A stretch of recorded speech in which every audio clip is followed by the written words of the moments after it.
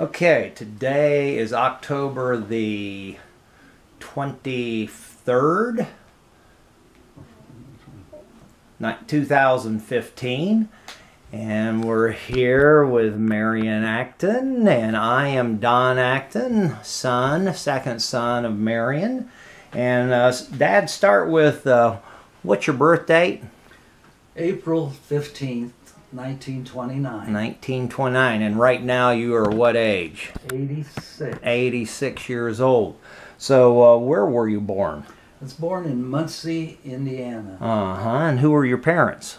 My father was John William Acton.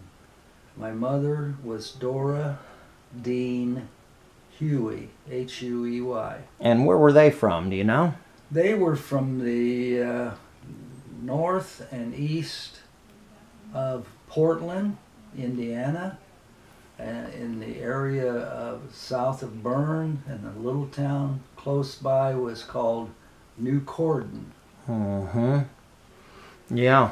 So when as a small boy, your parents were together? Do you remember that? My parents were together, I think, up through maybe I was second grade, maybe third grade. That's about it, as I recall. Yeah. And tell me about your father. What memories you have of him?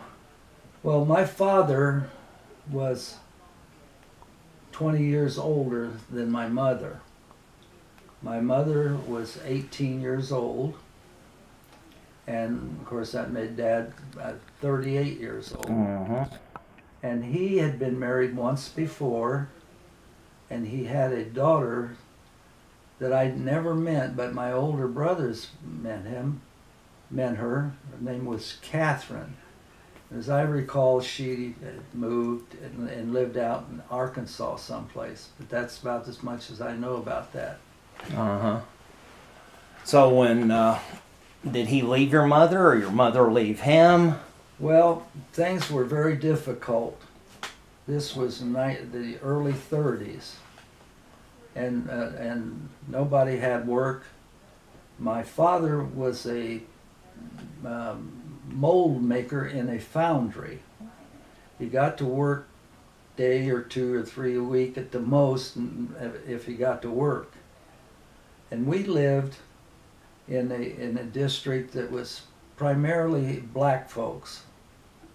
And I can remember that we moved 3 different times during a period of probably, I don't know, 4 or 5 years, 6 years. And we always moved, I think, because the rent might have been a little cheaper. Yeah. And so Dad became, he became in time an alcoholic. I don't know if he was then or not, because I was very young. But I remember one time Dad made home brew, guess it was beer probably, and I know it used hops and something else, but it had to ferment and work a while. And so I can remember my father drinking it before it got done working. And that was in a tub or a large container of some kind, as I recall. So in hindsight, I know he had his problems like everybody else at that time. And like I say, we did live in the black district, had a lot of black friends, and still had one was still alive, in fact, or was. So what did your mother do? Did she stay at home, or? My mother, we lived close to White River, and I know one of the jobs she had was in the fall of the year, tomatoes. There was a tomato canning factory that was across the river from where we lived. And White River at that time of the year was, of course, in the fall, August, September, whatever it was.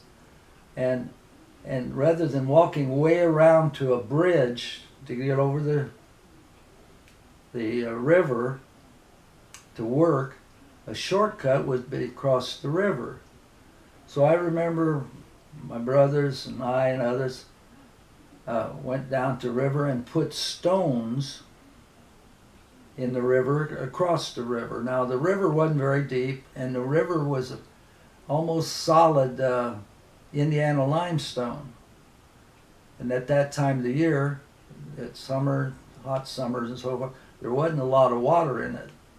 So we put stepping stones so they could have a shortcut to go to the canning factory.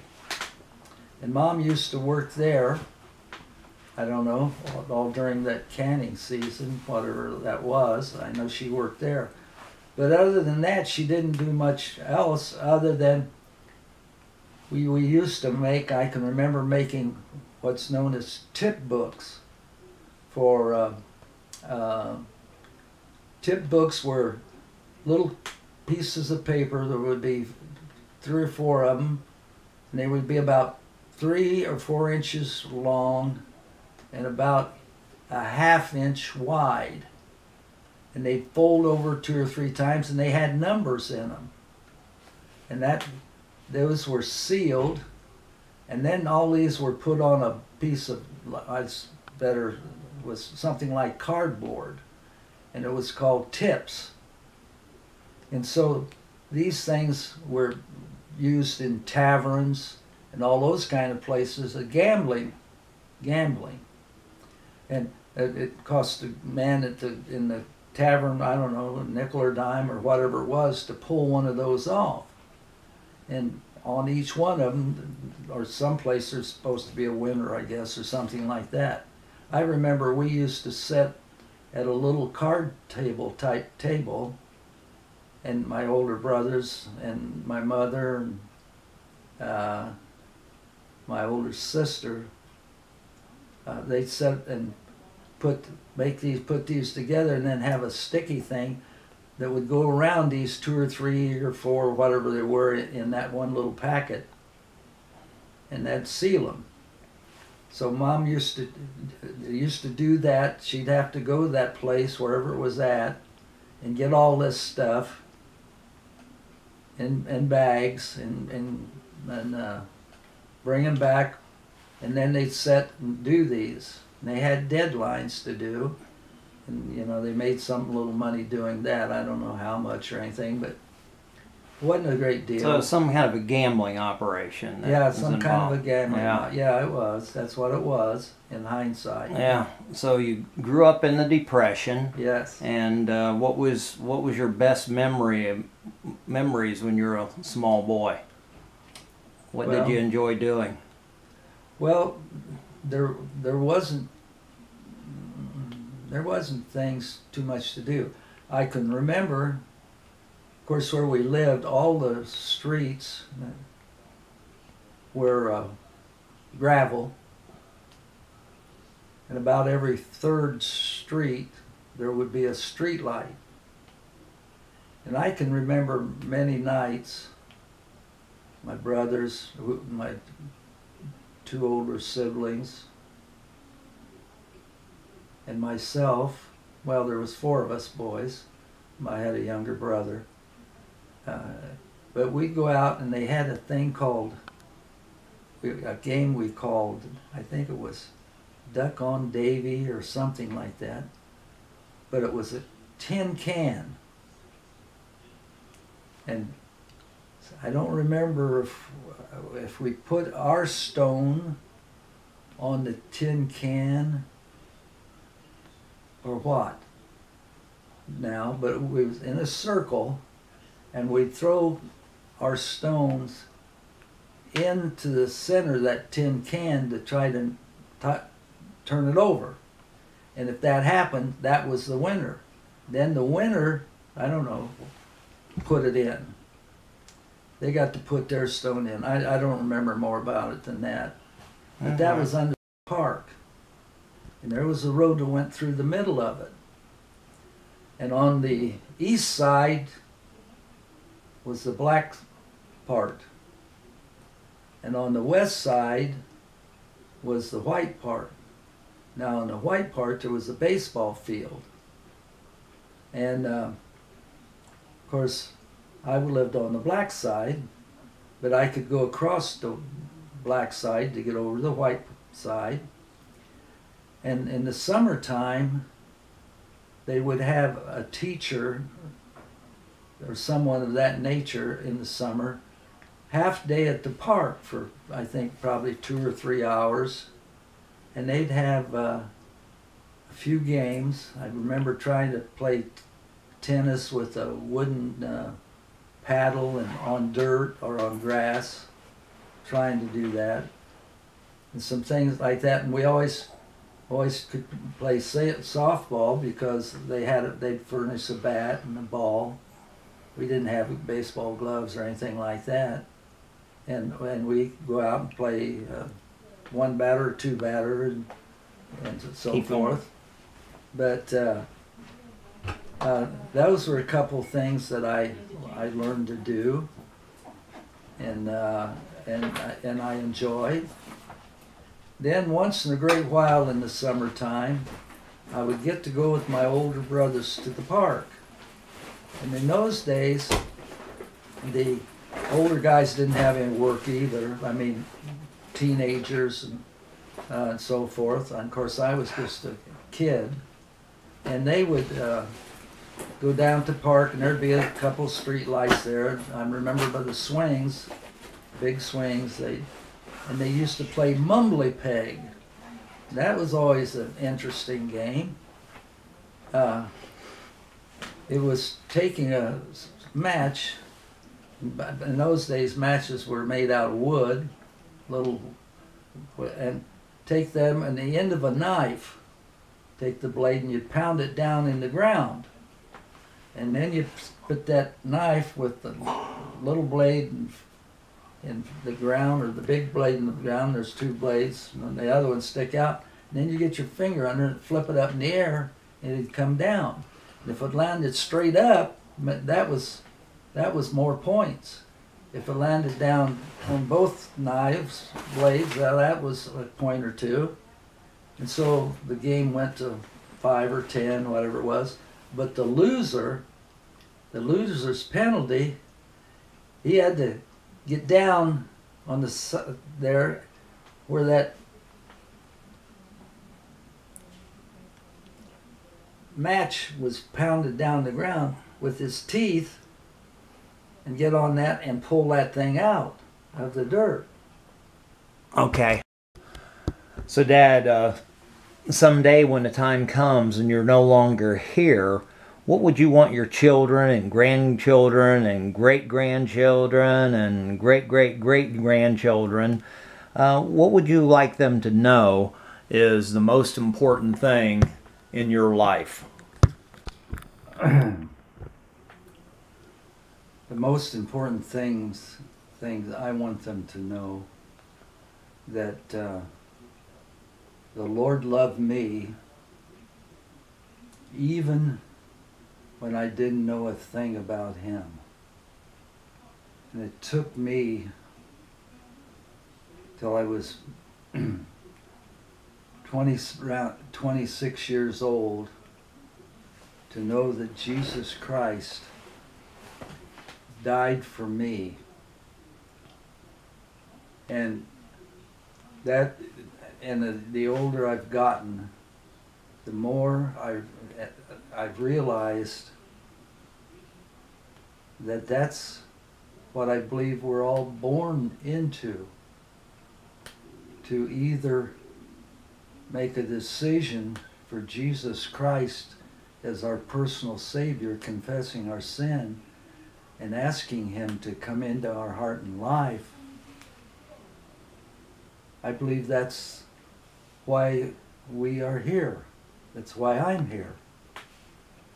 And I believe John 3:16, for God so loved the world, and I'm a part of it, that he gave his only begotten Son, that whosoever, and I'm one of them, believe in him shall not perish, but have eternal, everlasting life.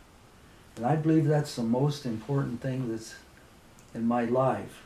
And I've had a lot of things happen in my life.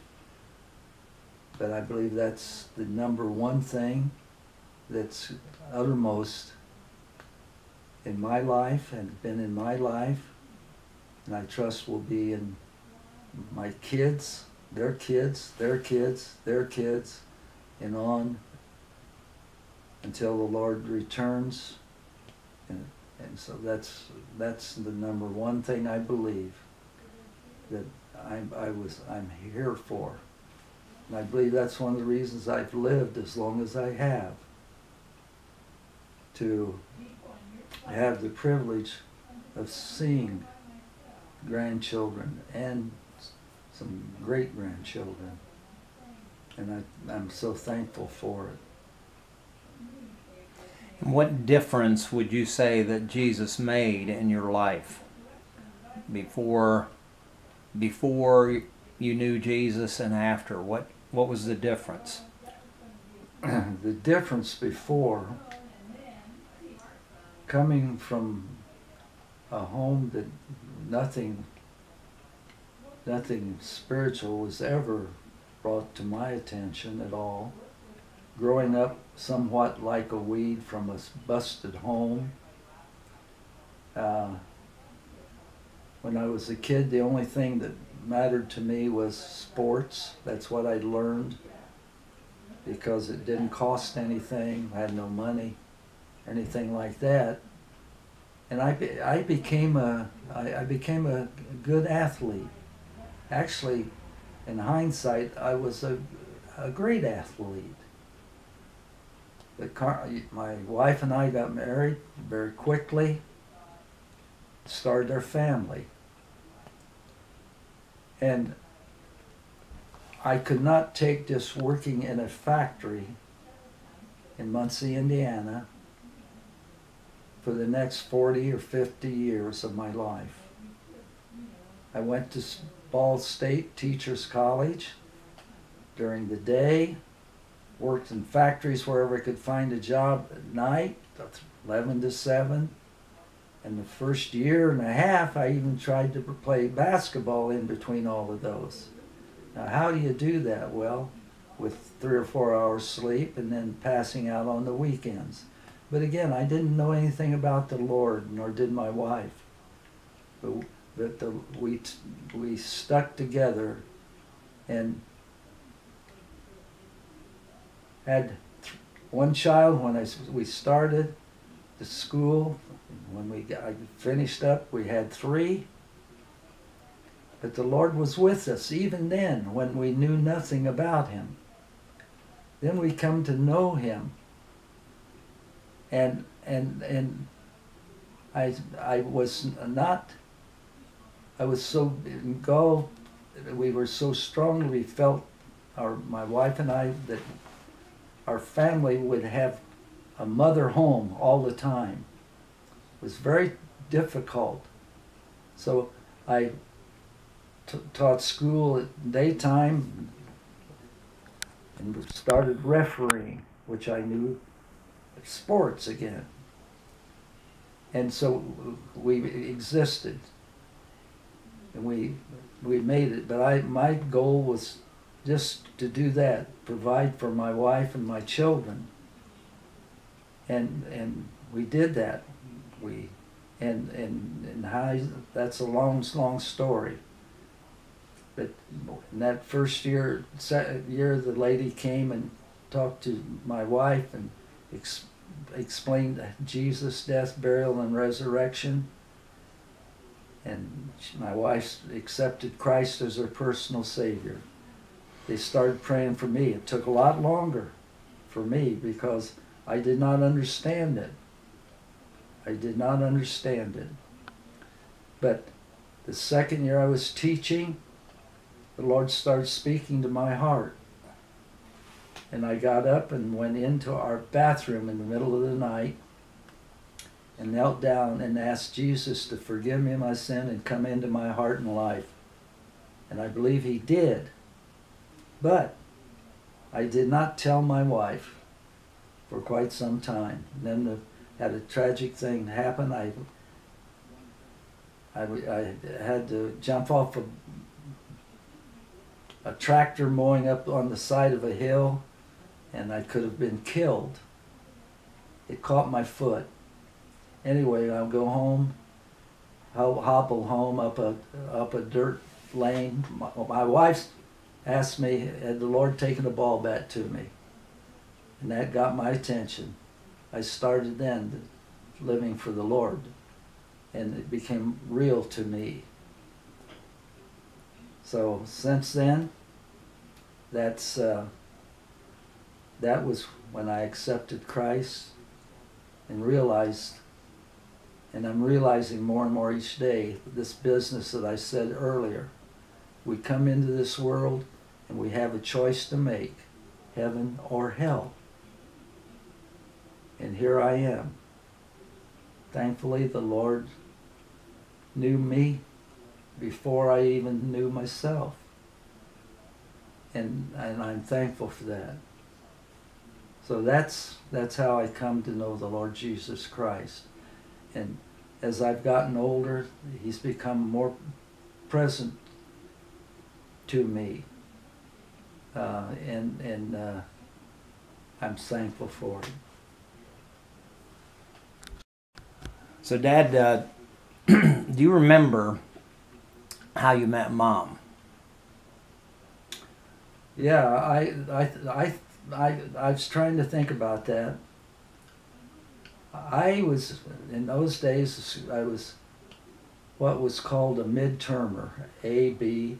I was a 9, A or B, and I was at the high school. At Christmas time, or it's in the middle of the year, they sent us to the high school from junior high. But I had to go back and take algebra. So I was back at the junior high school in algebra class, and I saw this young, very attractive young girl walking in the hall. She evidently worked as something from the office during that period, and I saw her and I was very attracted to her. That's the first time I saw her. And then later, I'm not sure all that what took place, because in those days, again, I had very little guidance at home, nothing, and so as a result of all that, that's the first time I saw my wife, and I think she was probably an 8th, she's probably an 8th grader, 9th grader at the most. So that's the best I can tell you, as I recall now. Mm-hmm. And then, how did that lead to marriage? Well, that's another story. I was playing basketball and football, and I was good. Sophomore year, played regular both, and there was nothing like being a Muncie Bearcat. That was the ultimate at that time for me. And I played as a sophomore in both of those sports and played all the time. But I was 17 by that time, and I and another guy that had a similar situation, early summer, early June, we were just bumming around, not causing problems, and we started talking to each other. Why don't we join the Army? Yeah, let's join the Army. Well, let's do that. And I had an older brother who was in the paratroopers during World War II. And I said, yeah, let's become paratroopers. Yeah, let's do that. So we find out, at 17, if your parents would sign for you, you could go. 18-month enlistment. So that's what happened. Went to basic training. I went on to jump school. My buddy, they held him up. Come to find out he had some dental work need to be done. But anyway, I went on and I was almost through jump school when he came. And so after jump school, I was sent to Fort Bragg, North Carolina as a member of the 82nd Airborne Division. My buddy, in the meantime, he went to jump school. Went through all right, but he wanted to go overseas. So he signed for 3 years. So he ends up getting sent out to California. He didn't get overseas. So I was in there almost a year, about a year, and my father, by that time, Mom and Dad had been divorced a long time. My dad was living in a homeless shelter and all kinds of things.